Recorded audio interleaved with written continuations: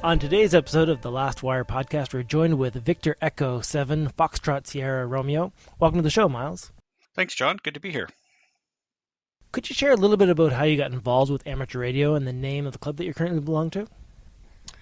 I got involved in amateur radio. It's a good question. I'm trying to think back how far now. 'Cause I should probably know this as a ham, right? But it's probably 15 or 20 years ago. I had no experience with ham radio. I just decided one day that it seemed interesting, and I knew a couple of people that were hams, so I self-studied and passed. And one of the things I guess I've always been a fairly strong believer in is supporting amateur radio organizations. So right off the hop, I joined the local ham club and joined Radio Amateurs of Canada, and I've been a member of both since. And currently, I serve as president of the Kamloops Amateur Radio Club, and I'm also an active public service line volunteer with Emergency Management BC here in British Columbia. In 2017, wildfires displaced thousands of British Columbians on Canada's west coast, which burned more than 1.2 million hectares. More than 1,300 fires engulfed the province between April and November of that year. Many lost everything as communities were evacuated, often at a moment's notice. Myles, can you share with us the role that amateur radio played in helping these residents? Sure, I can. I guess I'll just give a bit of a caveat saying my experience was limited to the Elephant Hill wildfire, which was just west of where I live in Kamloops, and I volunteer with the Emergency Management BC, which is what is called the Central Provincial Regional Emergency Operations Center. We call it the PREOC. Emergency Management BC has a number of those scattered throughout the provinces. They're kind of the central regional control point, and so we have one here in Kamloops. And that summer, the Elephant Hill wildfire started near Ashcroft, near the Ashcroft Indian Reserve. And not too long after the fire started, I got a call from one of the managers at EMBC here in Kamloops saying that they had lost all communication with Ashcroft, to some extent with Cache Creek and with the Ashcroft Indian Band, and that the Ashcroft Indian Band was under evacuation. And could I come down to the PREOC and see what we could do as amateur radio volunteers? So that was how things started, John. Now, this region of British Columbia, it's very mountainous, I presume. What were some of the challenges that you faced setting up this infrastructure to communicate with the different bands? Yeah, I don't know, I guess for folks across Canada how I would say it's probably more hilly. I guess depends where you come from. I mean, if you're in Saskatchewan, yes, you probably would say they're mountains, but around here, it's probably more hilly with, I would say, the at least around Ashcroft, Cache Creek, Bonaparte Indian Band area, your mountaintops are in the, probably 3 to 4,000 foot range, maybe the odd one a little higher. So kind of more rolly, dry, very dry hills, lots of sagebrush, ponderosa pine and stuff. So the what had happened from the fire is when the fire burned northwards, it took out the main fiber optic line um, in that area. So what happened was it was kind of a weird situation where um, within Ashcroft, the village of Ashcroft itself, you could pick up your telephone and make a phone call. You could send an email to somebody within Ashcroft, but you weren't able to get out of the Ashcroft area. Um, and so similar, Cache Creek had some service out, but not south. So one of the things I was dispatched to do was, the need at the time was the Ashcroft Indian Band had been evacuated from their homes and their band office on reserve into the village of Ashcroft, and so they had wanted to set up a temporary emergency operations center so they could conduct their business and keep in touch with Emergency Management BC. So myself and another volunteer were sent out to Ashcroft to see what we could do in terms of setting up some communications back to Emergency Management BC. And when we left, all we really knew was that there was no phone and no internet service from Ashcroft back to out. So we had no idea when we left if we were going to be doing HF communication, trying to do VHF communication through local ham repeaters. We really didn't know, and so when we left, we actually didn't really take anything with us because the first trip was kind of I guess, a reconnaissance trip to kind of see, because we didn't even know at the time where the temporary emergency operation center was going to be. So we went out, and I must say it's really for listeners that haven't been through it, an active fire or where a fire has just burned through. It's a pretty wild experience. It's very strange, because you're so used to having people around, and everyone's gone, and it's just, RCMP doing control checkpoints on the highway. So we got out to Ashcroft, of course, where it was normal life, other than they were hunkered down and um, had no communication with the outside world. And we looked at where the temporary EOC was located, and quickly kind of came to the conclusion that after talking with the EOC director and the chief and the band manager and stuff, and what they needed to do, we came to the conclusion pretty quickly that although we could probably use our remote HF station and set up there and stuff, they really needed access to the internet, because so much of the communication between local governments and First Nations emergency operation centers and EMBC is done these days through telephone and email and data sharing and stuff. And so um, because the two of us that were sent out actually happened to have some microwave experience, we were standing on the roof of the building with binoculars, and we looked and we thought, hey, you know what? I'm pretty sure we could see the TELUS um, mobility site outside of Cache Creek. And so uh, we couldn't actually see it, but because there was a hill called Elephant Hill in the way, but we were pretty sure it was right on the right edge of the hill.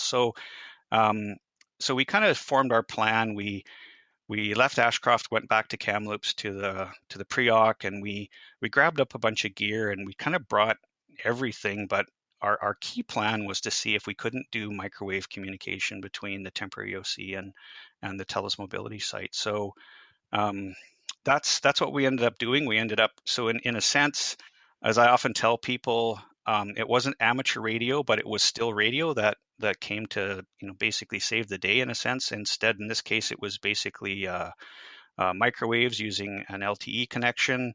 And so we set up separate LTE connections for data and voice, and we were able to set up a complete network inside the temporary OC, so that everybody that had a laptop had internet connection. There was a number of voice over IP telephones and stuff there, and that's how that one worked out in the wildfires in 2017. When you look at the communication network, was this something that the club had gear that they're able to utilize? Was there any planning in this that maybe we'd be utilizing the radio communication network through LTE, or was it something spontaneous that you guys on the fly said, "Hey, they need this. We can probably connect it." What planning went into setting this up? Well, at that time, the Kamloops Club, we did not have currently the club actually has a high elevation broadband network that is able to provide backup emergency communications for some communities in the area. At the time in 2017, we had just started sort of thinking about that and getting it deployed. So it didn't extend as far west as Cache Creek and Ashcroft. And so one of the things that, as our work as communicators with EMBC, um, we have access to a wide range of information about, what infrastructure exists out there. So we were working very closely with, TELUS and Rogers and Bell and stuff to see, where their infrastructure was, what was still operating, what was operating on battery, what was operating on generator. And so we were able to work closely with the telcos to sort of, at that point, we kind of figured out that yes, we had VHF communication that would work in terms of if that was that was kind of what we were, the only thing we had. But by working with TELUS, we were able to figure out that we could work with them to create an LTE connection using their network from a site just above Cache Creek on Campbell Hill, kind of bend it around the corner, past Elephant Hill, which was, in the way of line of sight communication, and and then set up some LTE radios on the roof of the temporary EOC, and we were able to get a signal there and make that work. And so that's part of, I guess, And as I often say to people, as an amateur radio person, I'm more, I'm a communicator, I guess I call it everything from, you often hear the hams joke about, we work from, DC to light or whatever, and I think that's a really good way of saying, the kind of the skills that you need to have as an effective communication person volunteering with an emergency organization is, you need to know everything from, hooking up a DC power supply to, how do you tie into a, fiber optic network. And, maybe not everybody has that same skill set, but, we have a variety of volunteers that, we have some hams that are really IT wizards, and they volunteer with us and they do IT type stuff. And it turns out the fellow, like I mentioned earlier, that had come out with me that day, he's actually a satellite technician as well as a ham. So he had a tremendous amount of experience working with, satellite communication and LTE communication. So he brought those skill sets to the table.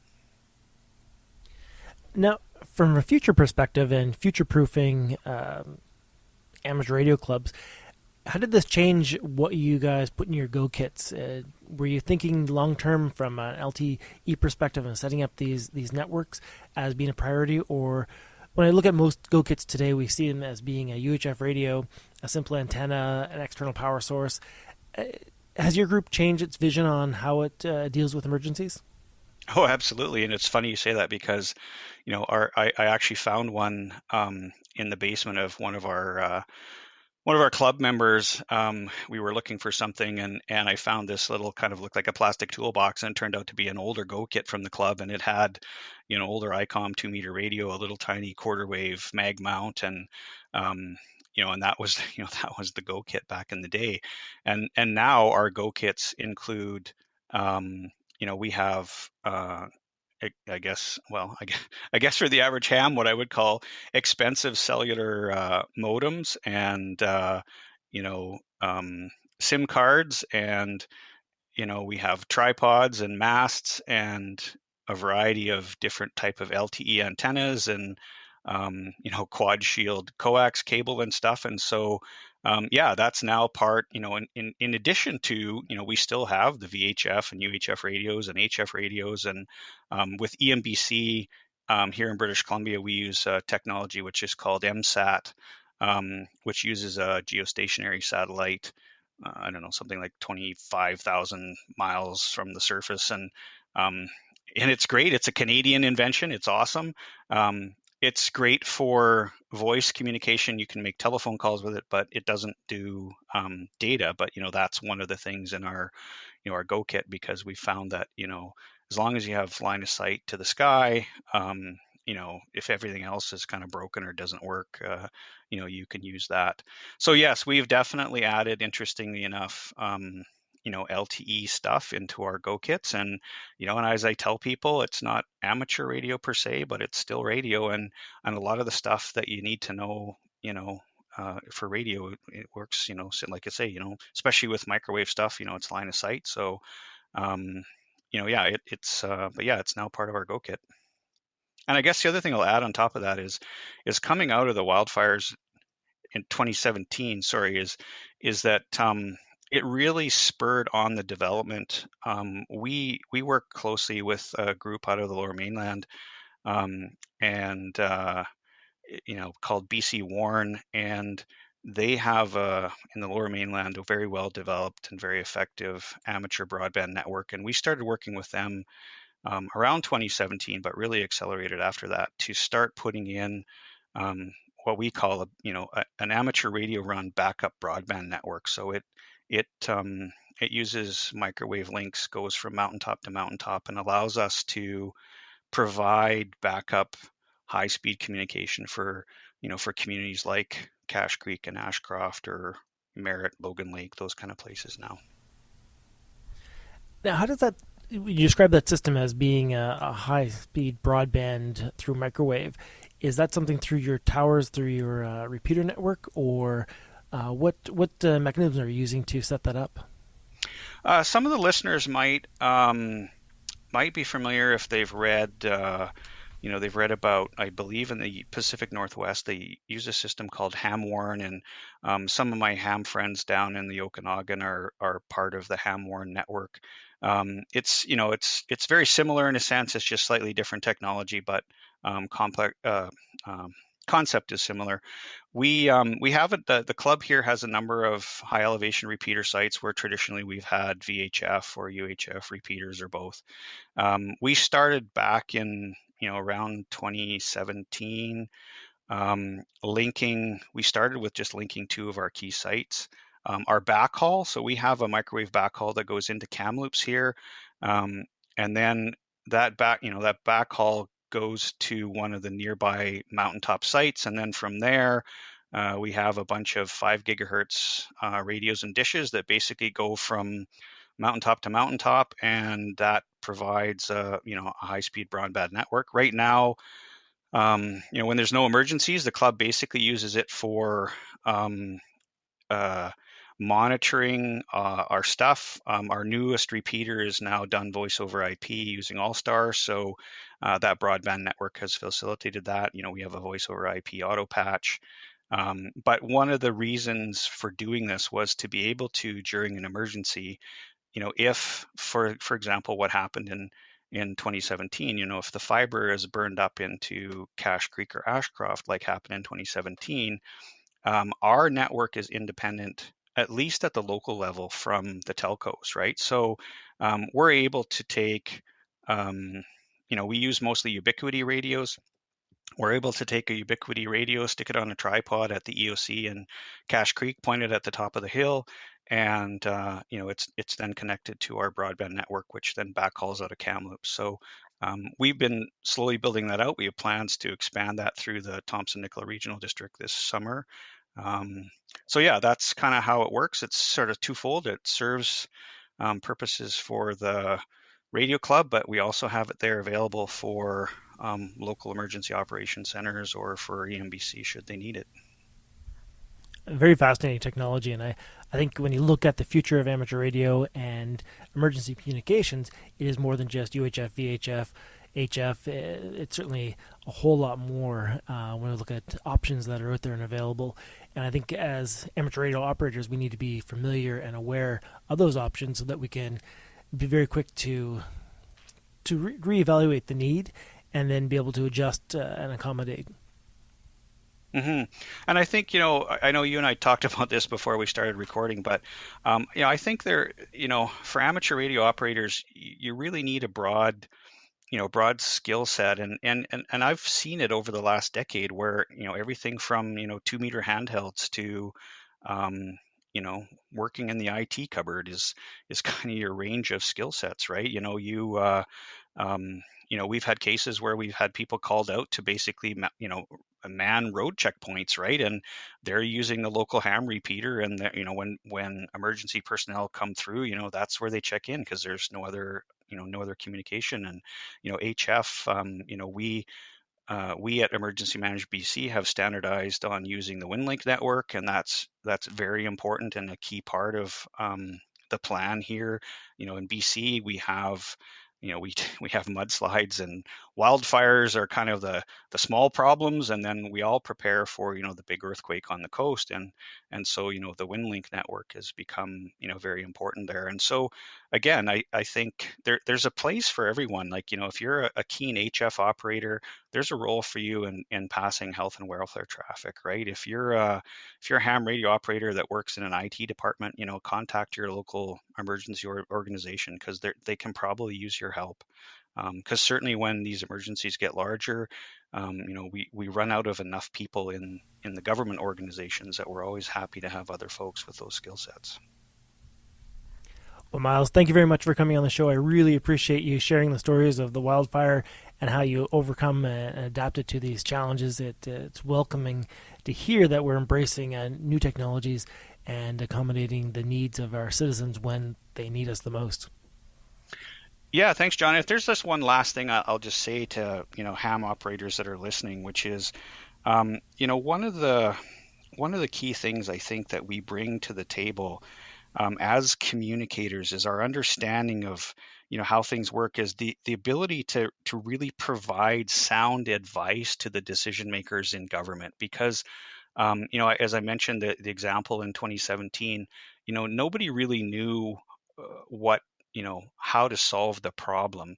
And it was the hams that went out and assessed and came back and sat down with the actual decision makers and said, okay, here's our recommendations. This is how you can effectively communicate. And I've seen that same thing happen in a number of different emergencies where, you know, the amateur radio volunteers were the ones that, you know, figured out that information, synthesized it, um, and then made the recommendations to the emergency managers to say, okay, this is what you can do. And I've seen cases where because of those recommendations from hams, thousands or tens of thousands of dollars in costs have been saved in an emergency, and the communication has been much more effective. So I think that's something that oftentimes I think isn't recognized about us ham volunteers, is our ability to provide really sound advice to emergency managers. Very true. Well, thank you very much. I appreciate the time.